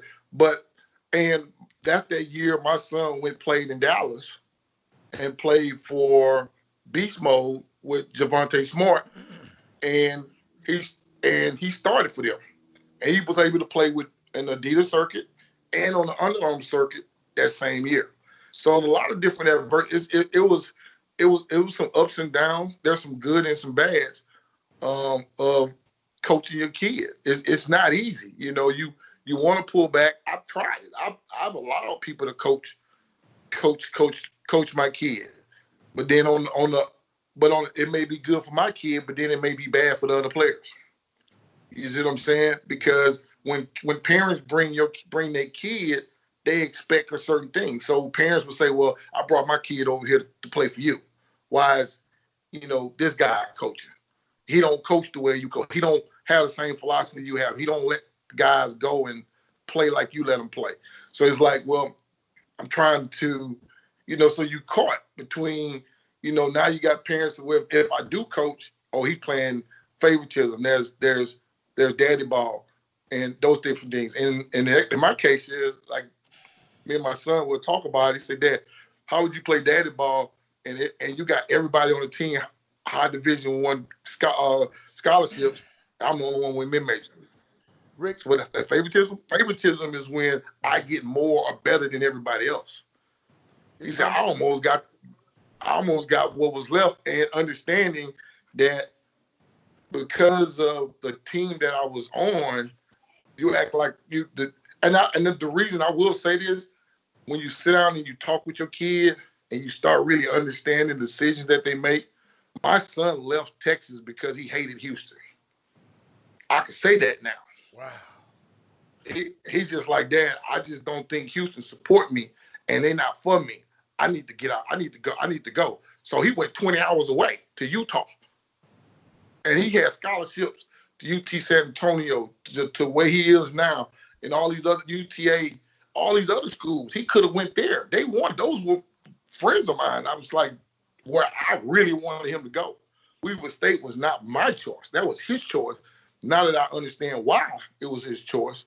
And the fact that, of course, some of the guys like Tim Frazier, who's friends with Damian Lillard, and Damian Lillard and them all got on the phone and they talked to him, and all these different things came into play. So that helped his decision. On top of now that it's over, and like Hatter said earlier, people come back and they tell their story. Well, Rick, this is why. I can sit down and talk with Jimmy, and Jimmy can tell me, Rick, man, I ain't gonna even lie to you. It was tough, man. Shit, everybody was killing Doc. Either people, he say, some of your friends. I can go back and talk with Coach Lucas, and Lucas would say, Rick, I mean, I knew he was good enough, but I had to get everybody else. I can go back and talk to Chris Rivers and say, I could have got him in, but I had to get at least one or two more people to say yes. But they didn't say yes because they knew you was my guy. And so they didn't say yes. So I was like, golly, I don't want to seem like it's the buddy system. I can go back and talk to Sam Lowe, and Sam Lowe say, yeah, he was, but you don't even understand the kind of calls we were getting when people say, man, this kid better than this kid better. So because he knew that, I didn't understand. I didn't know that. Doc knew that. And he said, Dad, there's a lot of stuff you didn't know. And and because of where you was, I felt for what you was going through, and it hurt it. So I left. Left. Now, Weber State wasn't up. Go ahead. Rick, I want to point out some, and I want people to really, really look at this, because I'm not going to, your story you was telling, man, I was so intent because I felt those same, well, you already know, I felt those same problems, but I'm going to do mine on another day because it's about y'all today, and I'll tell that story. But I want people out there to understand what's happening. We got a young man wanted to get away from Houston because he felt that Houston was not for him. We had a young man last year get away from Houston because he felt in this man, as many people Rick and Brian has put through school and helped out, people still was tearing this man's head off, tearing his son and hating on the son. Jimmy taught me something long time ago because I never knew that. I can't be mad at Rick and be mad at his son. I'm not gonna take it out on the kid. If that's the case, I wouldn't help none of these damn kids. If I must go tell. So, but I hope y'all hear the pain that's in a father's heart. Brian just said that's his baby. My son is my pride and joy. Well, he moved in a I'll put not to cut you off, Brian, not to cut you off, Hatter, but people when you're coaching your son, you're in a situation where you got to help other kids, but you got to help your own son. And my situation is that I have been doing it for so long, and like Brian and yourself, we just happen to have a kid that come along that can play. And you say, well, let me help my kid. Also, you'd be a damn fool to not be able to use your resources and your influence to help your kid, because you're doing it to help other people's kids. You're using the same influence and resources. And especially, let me here's the problem. Here's some of the problems I had at the time. I don't know if I would have it today. Here's some of the problems I have with Houston is when a college coach called and asked me about kids, which they do all the time. All right. And I'm not in the business like Jimmy. I'm not ranking kids like him and Sloan, but I am NCAA certified approved for scouting to do it. What I only do it for my sake that when I talk to a coach, what I'm saying to him is legit. So when they call me about a kid and I refer back to Jimmy or whoever case they need to go talk to, or they ask me, hey, Rick, have you seen this kid play? Have you seen that kid play? I give my honest opinion, and I've always gave my honest opinion about a kid. I always want to help the kid. I want the kid to get the scholarship. Even if you don't like the dad. Hold up, Rick. Even if you don't like the dad. Has nothing to do with the parent. It's all about helping the kid. If the kid fits, he fits. If he's good enough, he's good enough. Period. Hold on, Rick. Jolly Red, you want to chime in on that? Hold on. Here's the problem that I have. Hold on, Rick. Hold on, Rick. Hold up, Rick. Rick, hold on 1 minute. Come on, Brian. The issue that I used to have with all of this stuff is that I have a lot of friends in college coaching. I would talk to college coaches about all the kids on my team. The kid that wasn't getting a scholarship that I thought, could have played somewheres, I was calling coaches trying to get the kids in and make sure that those kids, my wife and I, Annette and I, sacrifice a lot to help kids. I mean, when in the wintertime, when a kid would call me, they were cold, they wanted to come spend the night at my house, we paid electricity bills, water bills, and everything to make sure that the kid was taken care of. We took a kid who was having problems in public schools, and we put him at Westbury Christian, paid his tuition, bought him school clothes to be able to help the kid. We did all of that. And then when my kids started getting recognition, people started saying that I was giving my kid preferential treatment while I'm paying water bills and light bills for other kids and putting kids in private schools. But Annette and I never tooted our horn to say what we did for others. We just felt and I understand how Doc, because Blake told me a lot of stuff that he went through as well. But we just felt the need to be able to help kids. And if you're doing it from your heart and God is blessing you and you know your steps are ordered to be able to do just that, and your kid happens to go through the stuff that he's going through, that stuff really helped your kid, because it helped my kid. It molded my kid. When kids would come spend the night at my house and they wouldn't have toiletries, my wife would go and buy this stuff for them. That had an impact on my kids, because then my kids realized how blessed they were to just have the essentials in life. But Rick, I do agree, man. As long as you're doing stuff for other kids, that's fine. And then when you start doing something for your kid and you're not doing anything special, just so your kid can play, you get criticized. But it had nothing to really do about. I help all kids. I didn't care what program you was in, because understand when you're where we are and been doing it as long as we've been doing it, college coaches call you about kids in everybody program.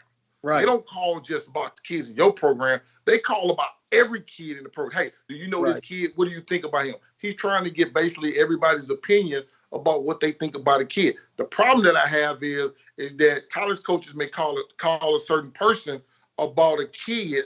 And as I'm gonna use Doc, for example, a coach will call and ask you about Doc. What do you think about Doc? Is he a high character? Can he do this? Can he do that? You will downplay Doc to try to promote a kid on your team that can't even play at the damn school. But you're trying to sell your kid rather than answering the question that he asked. Hey, can this kid play? Yeah, he's okay. You know, I think he's all right. You know what I'm saying? He's pretty good. But coach, look here, I got a kid. Then it goes to, I got a kid. That ain't what he called you about. He called you about this kid. Answer that question first before you move on to talk about the kids in your program. I'm not saying don't promote your kids in the program. I'm not saying that. But don't kill other kids. Do you think help us all? Help all.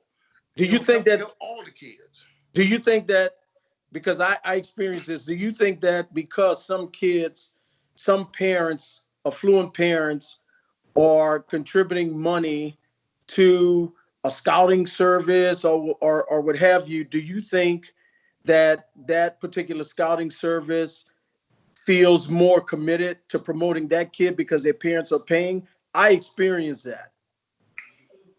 No question. Jimbo? No question.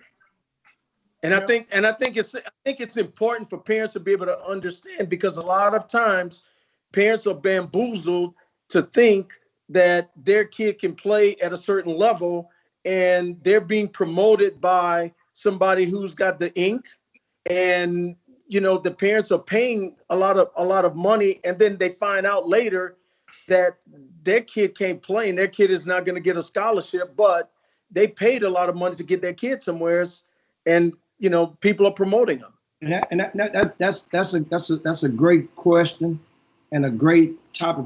One thing that's important, that's powerful in that, is that you said you experienced that firsthand. So you saw and know that it happened. So that's not a question of does it happen or not. The thing is, the key to this, the parent is paying, right? To get an additional dose of height for their kid. And that's perfectly fine. If you're a parent, want to do that. Parents want to help their kids. Sometimes they want to give them motivation. Some kids need motivation. They need their self-esteem is low, need a boost to that, so that ink can get them all that. But when you as a parent start to make this kid believe that this falseness is real, that's when the problems start. Yep. It's equivalent to the Santa Claus theory. Who bought those presents and who wrapped those presents and who put those presents under the tree for your sons when they were little boys? Rick, who bought them? Did you buy them, Jolivet? Yes, sir. Okay, so why the hell did you tell your son Santa Claus put it up under the tree? My kids believed that for 1 year. Then after I saw Santa Claus getting all the credit and I'm paying for it, I said, nope. So at some point in time, how did your son, think about it back. At some point in time, two things either happen. Either your son figured it out for himself, that wasn't Santa Claus, that was mom and daddy, or you had to talk with them, explain to them, and that's how our families go. So you can do it for so long, but don't let that kid go all the way through and go too far off the deep end, letting him believe that that school that's playing, that's sending them solicitations in the mail and calling, those are favors that somebody's doing somebody, and it's okay. And I think when kids are playing on the team, just imagine the team that I had: Tommy Mason Griffin, Jamal Fenton, Kevin Perry, Augustine Rubin. All of those kids were being highly recruited. You go to a tournament, you go to Vegas. All of these coaches are waiting to talk to you. They're not waiting to talk to me about Blake. They were waiting to talk to me about these other kids. But I had already prepared Blake and educated him to know, Blake, you're not going to go to LSU. You're not going to go to Michigan. You that's not your talent. You want to be able to use basketball to get an education. And one thing that I think where parents make a mistake when you talk about Division 2 and 3. Division 2 and 3 schools, they're not athletic programs. That's not what they're intended for. They're intended to be an academic institution. And a lot of times Division 2 and 3 schools, it's harder to get in those schools academically than it is to get into Division 1 school. Why would you not want your kid, if he's not being recruited by no high caliber schools, chances are of him going pro is slim to none.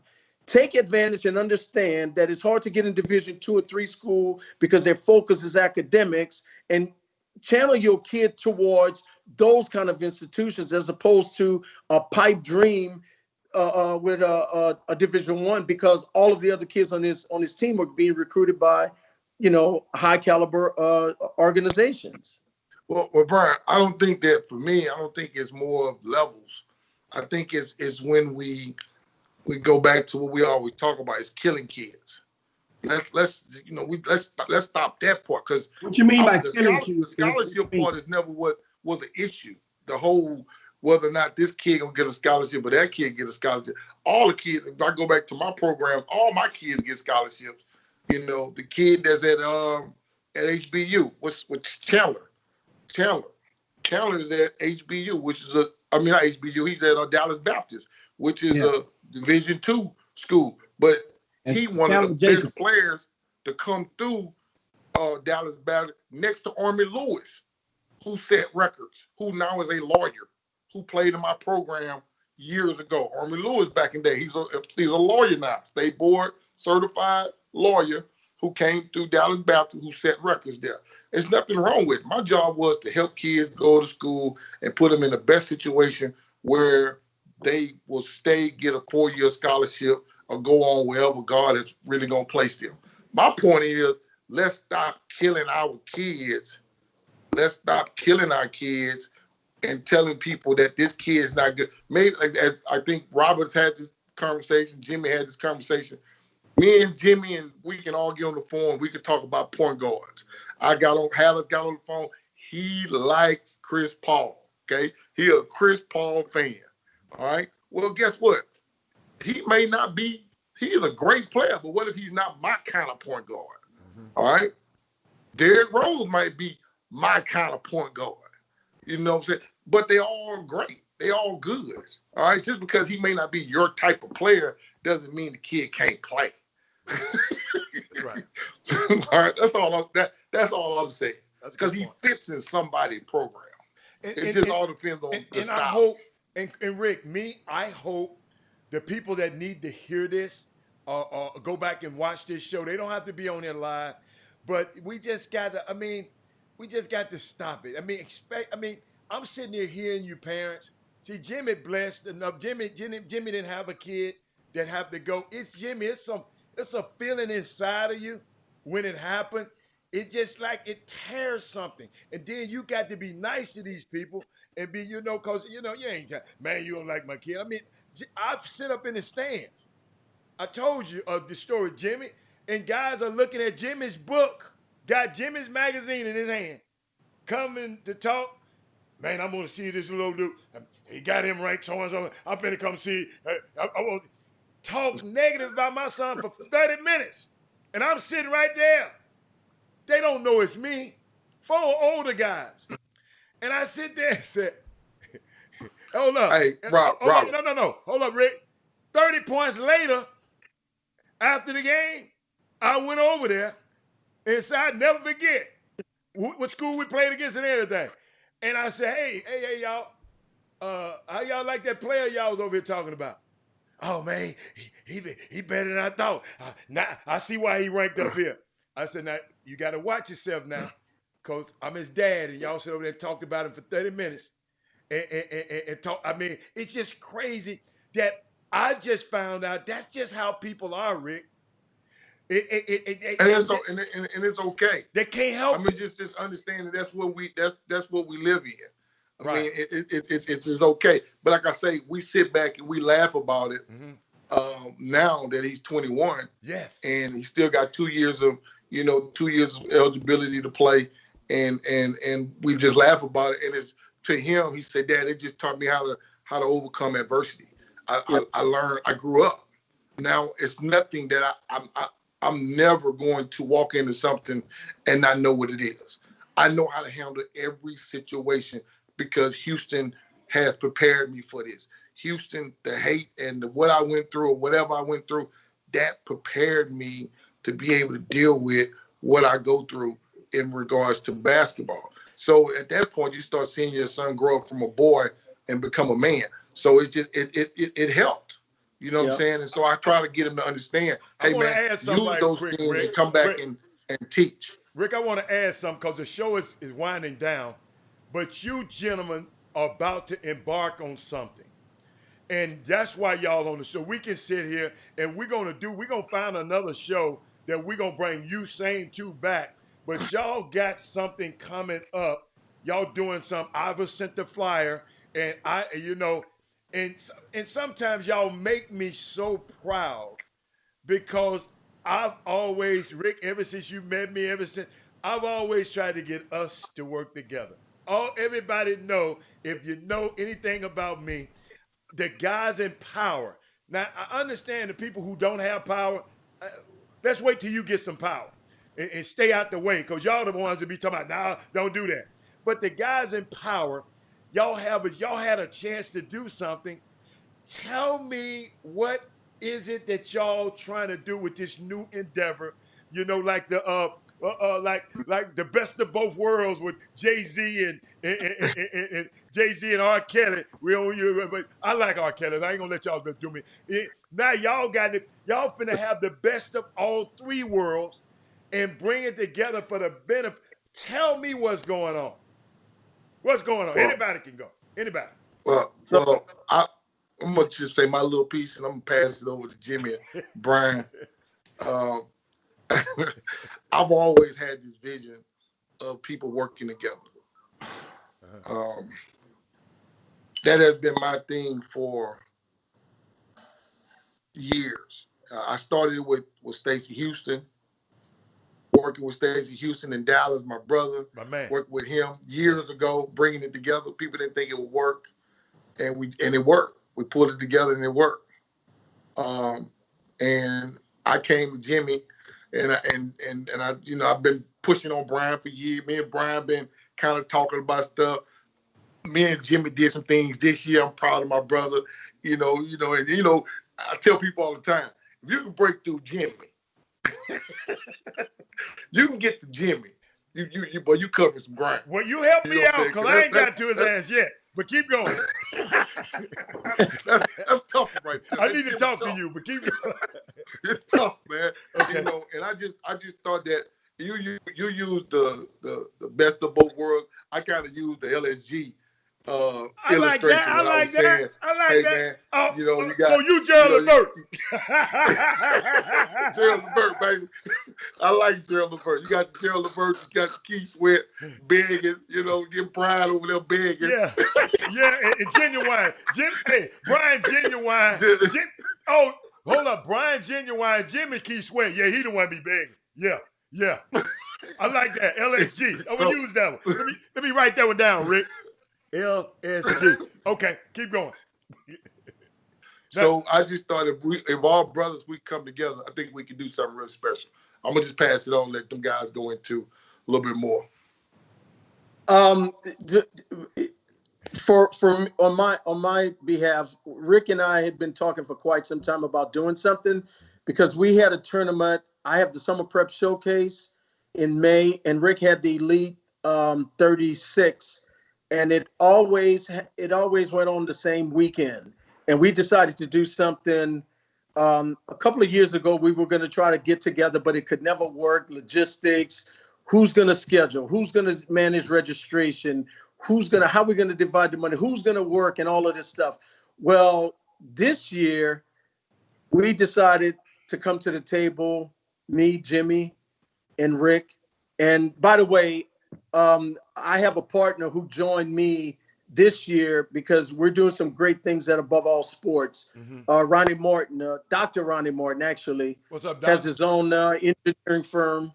And Ronnie is my partner. So it happened at a great time, opportune time for me, Jimmy, and Rick to sit down and talk. And we've come to an agreement. And I'll let Jimmy say the name. Jimmy can take it from there. Yeah, and this collaboration will debut in 2021, and with 3 events, and under the acronym JRB events. And keep going. I got it on the screen, Jimmy. I got it on the screen. And the JRB events, you'll see those dates. The first one will be a live during what is projected to be a live period. We don't know what 2021 holds for the NCAA and their calendar. Speaking of the NCAA, especially they just announced massive furloughs with the NCAA in the past 24 hours. Yes, sir. And so they're going to be furloughing over 600 staffers, staggering them through the next few months. But April the 23rd through the 25th, that will be the Greater Houston Live event. Okay. It's a live event. Okay. And sure, there's going to be sneaker events, probably not, taking place. But this event, Houston is hot. It's on fire. So this is an opportunity for 3 of the best event operators in this part of the country. Hell, no, in the country. And as a matter of fact, 3, especially right now, you're talking about, you have 3 black event operators that, very good. One thing about it, people might not like this or like that. When you start talking about the events, ain't nothing they can say. So you're thinking about it, that means now you're joining to put together a live event. Then that means college coaches will be prone to just come in, even they coming in for a day. But everybody ain't coming on the same day. Some might fly in and dip out on Friday. Some might fly in and dip out on Saturday. So just to support. They don't give a damn if the 3 blind mice was playing. College coaches will come just to support your efforts if you have that type of relationship. That's what's there. So that means that's one. The second event, of course, will take place in May 14th through the 16th. And that's the Summer Showcase, right? The Elite 36. Then Juneteenth weekend is the 3rd event. We're going to make, and that's the Juneteenth Classic. If I'm not mistaken, that's the name of it, right? Yeah. I don't have another in front of me. And that's Juneteenth weekend, 2021. Now, also, we agreed, and that was one of the things that was special about it, is that we agreed to engulf and dive into our collaboration with some community service projects, which will include voter registration drives at all events. You see?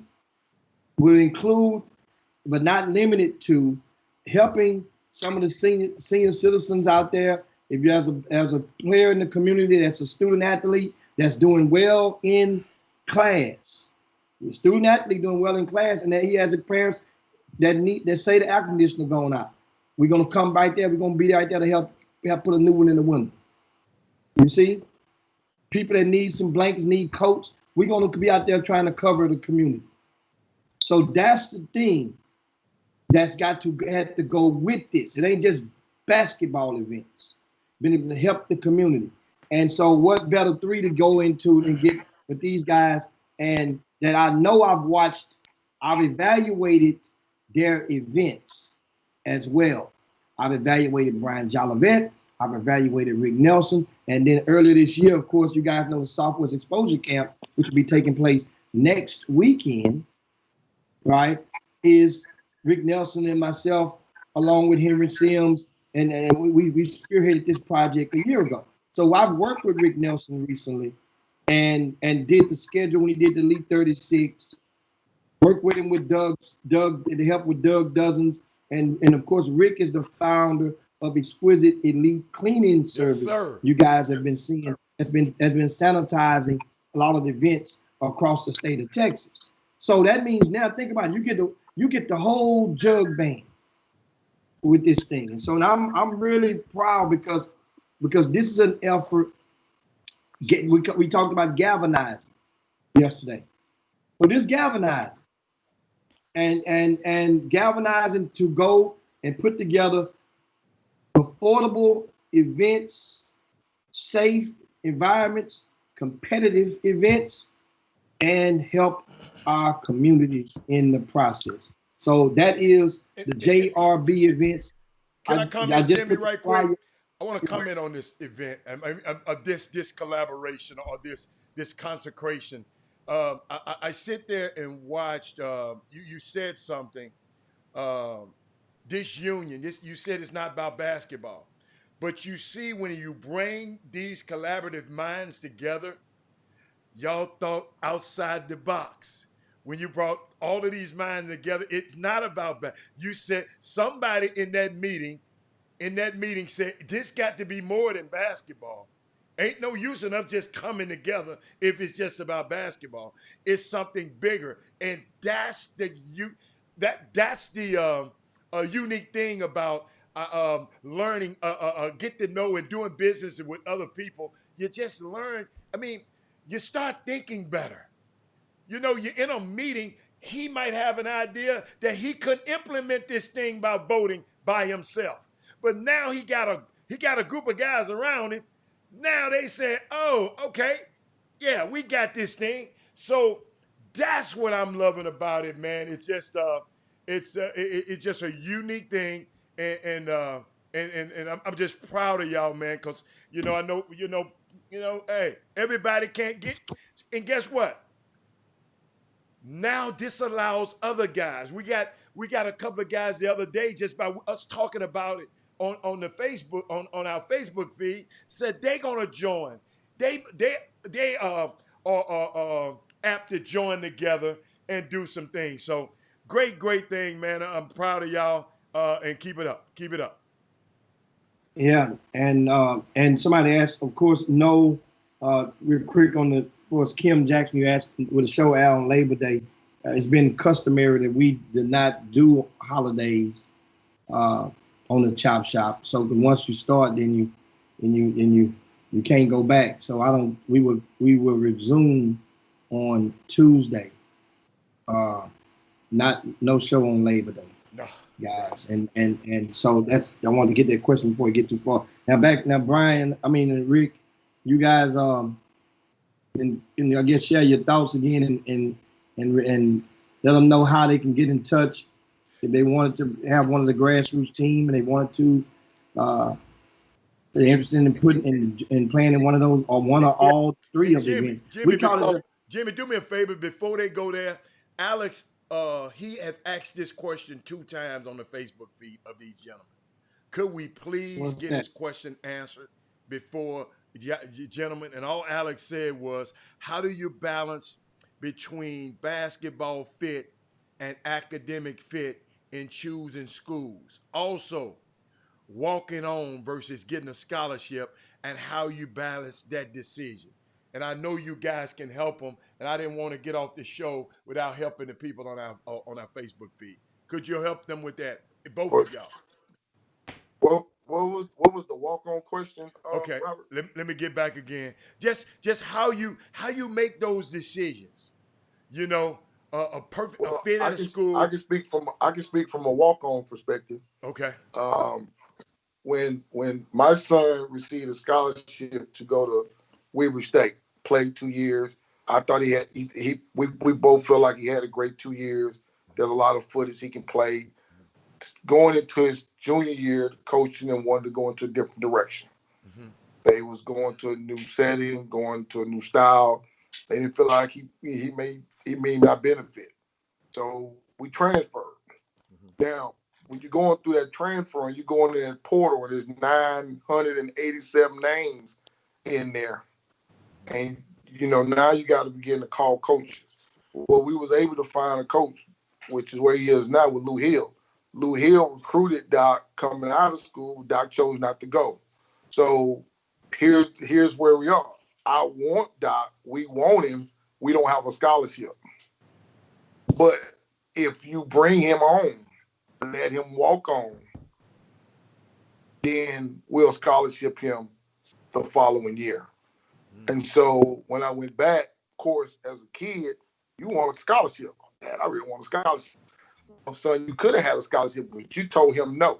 So in good faith, he's saying he'll take you, but you got to show in good faith that, hey, you know what? I'm willing to do this because you're willing to go back and come back and give me a scholarship the following year. So sometimes, scholarship, walk-ons not bad situations at all. And there are a lot of kids that's doing it. Just you think that every kid's on scholarship, every kid is not on scholarship. There are a lot of kids on that team that are in similar situations that I was in where you paid for your first year. I paid for this first year. And now he's on scholarship now, but I paid that first year. And as a walk-on, you got to be ready for it because you can't travel with the team. You can go to practice. You treat it like a walk-on. Yeah. Even though you can play, you still a walk-on. That's the you sometimes you be limited on some gifts. Let me help Brian. Hold on, Rick. Let me help Brian and hold the whole question because the first part of the question was how do you balance between basketball fit and academic fit in choosing a school? That was the first question. Yeah. And Brian, you can help him with that one. I think you got to find an interest, what your kid might be interested in, and find a school that's going to provide the academics to support his interests. And I think that should be your first choice. And if it's a school that's recruiting him, look at all of the schools and find the academic best fit for what his interest is, and let basketball be secondary to that, because the air will come out the ball one day. And you don't want to walk away from university and you don't have a meaningful degree, and now you've wasted 4 years of your life. Rick, put yourself on mute, Rick. I'm sorry, go ahead. So, Jimmy, I want to, before we go, because I know it's almost time, can y'all put the flyer up? Yeah, we just did. I didn't see it. We did it. Howard had it up there twice, the JRB flyer with the events. Oh, I didn't see it. I'm sorry. All right. Because I know time is running out. Yeah, you were talking, and you just stopped talking in half mass. Yeah, because I know we're running out. Somebody else had a couple of questions for you guys real quick over on the YouTube feed. And one is, speaking of your sons, if you guys could do one thing different with your sons in the grassroots journey, what would you change? And that's for you, Jolivet. And then for Rick, the question for you is, what do you think Houston can do to fix the negative stigma? Like kids, that negative stigma, how sometimes kids feel like, man, Houston don't like me. What can be done to help fix that? So those are the questions for both of y'all that somebody posed on our YouTube feed. I don't, other than probably getting Coach Woods to coach him early and get me out of it, I don't think I would have done anything differently, because the key for what I did was, because I was a father figure to all of these kids, and I realized early, although you're helping all of these kids, you still have a kid. So what I did, I started a separate Houston Hoops team for my son so that he could play, so that he could prosper on his own. I don't think I would have done anything differently. I would have done the exact same thing that I did. And with, helping all of the kids that I helped, there's not one day that goes and I don't regret everything that I've done for those kids, because I get calls now telling me thank you for what I've done for them. I even get calls from other parents who played in my events, and I'm helping some parents with getting their kids in school. But I wouldn't have done anything differently that I did in the summertime. And Rick, your question, your answer, I mean. With what I've done different, I wouldn't have done anything different. I wouldn't. If I had a chance to do it again, knowing what I know now, I'd be a lot more prepared to handle those situations. But I wouldn't do anything different. I mean, I would still continue to help all the kids as I did, but can continue to deliver the way, I've always said I was going to deliver with the kids. Because every kid that come through that I've helped has been successful. There's some still playing in the league. Some still playing. A lot of them still playing overseas. I'm helping one of my kids now, who plays overseas, who's from Lake Charles. They just went through a traumatic situation. We just bought them some fans and electric fans and all different things down in Lake Charles. So we're still in contact with all the kids, doing some things with Gerald Green now. I wouldn't do anything. I wouldn't do anything different. I mean, I would just continue to just be fair and be honest and help those kids, man, and make sure you help yours. I tell any parent, don't lose focus. You help yours too. Not saying, neglect all the rest of them, but make sure you help your kid also. Yeah, helping your kid indeed. And I remember having a conversation with you, Brian Jolivet, about 10 years ago or so. And I gave you a piece of advice, like he remembers a couple of things I told him back in those days. And you remember one. Share that conversation. You still remember that conversation? Yep. What I told you? Can you share that and elaborate on that topic? This was way back, and this was, maybe 13 years ago I told you this. And when I moved to Houston in 2000 with my job transfer with ExxonMobil, and I was in Houston, and I had this like 6th grade team, and they were phenomenal. Tommy, them, and all of them, they were phenomenal. And Jimmy heard about it. He came to one of the tournaments, and I was crazy like Hatter and shouting, go crazy at the games and everything. And I was walking around pumping my chest and told Jimmy, I got the best 6th grade team around. And we were Houston Hoops. And he said, you gonna stay with those kids all the way through? I said, of course I will. If my kids gonna stay with me, I'm gonna coach the top team, all of that. So Jimmy said, let me tell you something.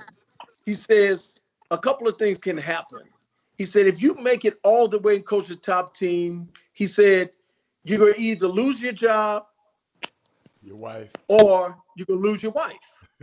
I said, Jimmy, no, man, me and Annette been going to school together since kindergarten. I got a great job. I'm doing well.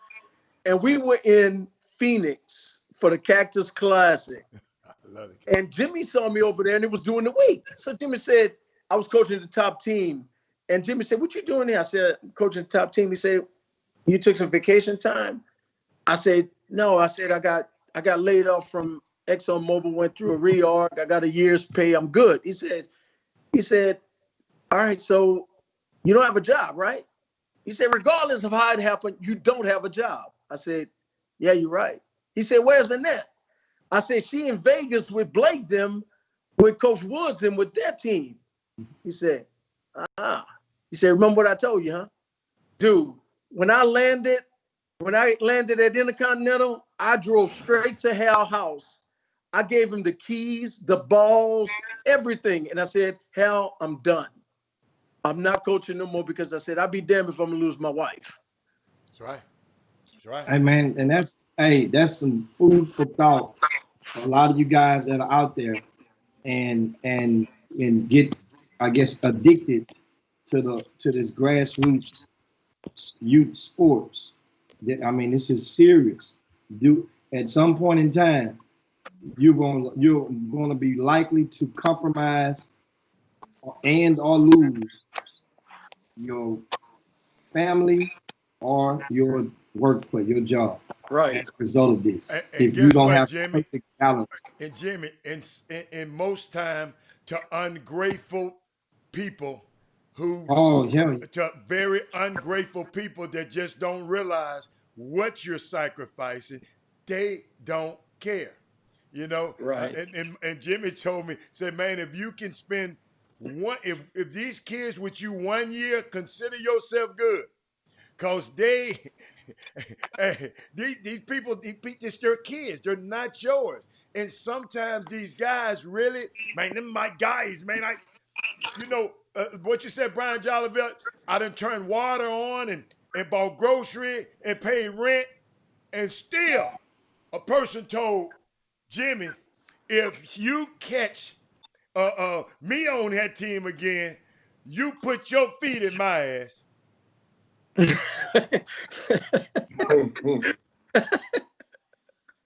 you done did all of this for. So that's the problem. I just wish the parents would be just a little bit more grateful. If I just had my brothers, cause I'm about to lose my wife. I done lost my job, and you still. Come on, man. Hey, I'm sorry. I had to say it. And Kenyatta says about loyalty. No, it got nothing to do with loyalty. It's about respect.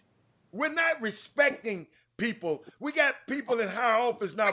Let's just start respecting people a little bit. That's the only reason you three got together. If you two guys didn't respect each other, y'all ain't got to love each other and kiss on each other. But y'all respect each other for what you've already done and allowed this union to go. And I'm proud. And I know it's overtime, Jimmy. You got any more questions? Do these people got any more questions? I mean, that's it. Once again, if you just tune in, I think Rod Wells is tuning in. The big news that we've been talking about is scrolling right now on the screen. And that is Jim Hicks, myself, Rick Nelson, and Brian Jolivet joined forces to produce 3 youth basketball events and some community service projects in 2021. And understand, Brian Jolivet and Rick Nelson, these are longtime event operators in the Greater Houston area. And, of course, you guys know myself with RCS Sports, we've been doing events as well. And this is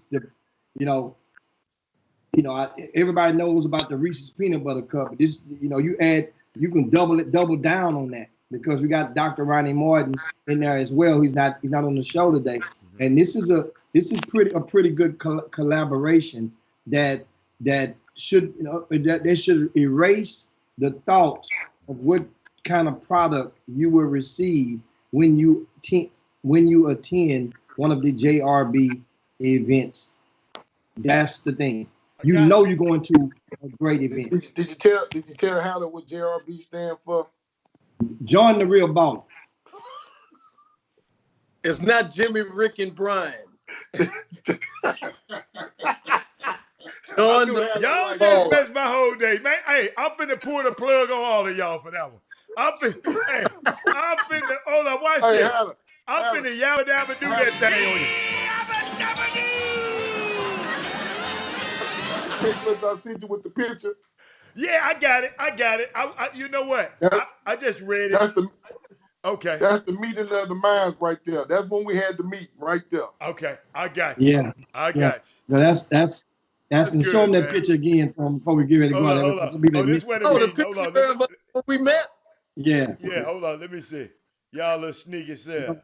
Rick bugged the room. He bugged the room. Got a picture made from this camera in the ceiling. Hold on. Let me see. Oh, I got Rick. Hold on, Rick. Let me find it. Oh, here it is. Okay. Hold on. Right there. No, that's the other one. Okay. Now, hey, slow-mo, Melvin Marks is not JBR. That's some speakers. This JRB.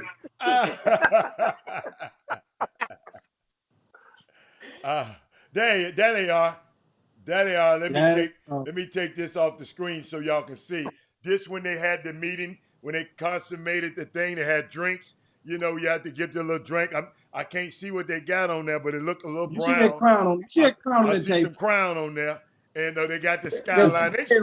They showing out in front of That's y'all King right and there. Rick. You see that? Hey, listen. I was drinking some Kool-Aid, Hatter.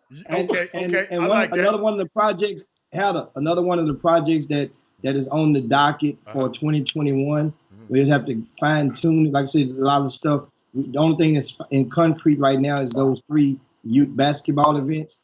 But another thing is we're trying to possibly put together a small little golf scramble or something, and that way we can find a way. Because that way, Jolivet, I'm not coming. Jolivet, so I'll pay. Listen to me. I'll pay for it, but I'm not coming. I'm not coming. I don't want to play with him. I don't want to play with him. Which one of y'all actually cheated each other? That's what I want to know. I don't want to play with him. I don't want to play with him. He just is not pleasant. You know, he just not pleasant, man. He mean on the golf course. He's mean. He bring that hood to the golf course. Huh? I make him play by the rules. He don't like that. Hey, Jolivet, somebody asked, do you know Don Wallace when you was at USL? Work for the PGA. Yeah, I know Don Wallace. I know Don Wallace real well.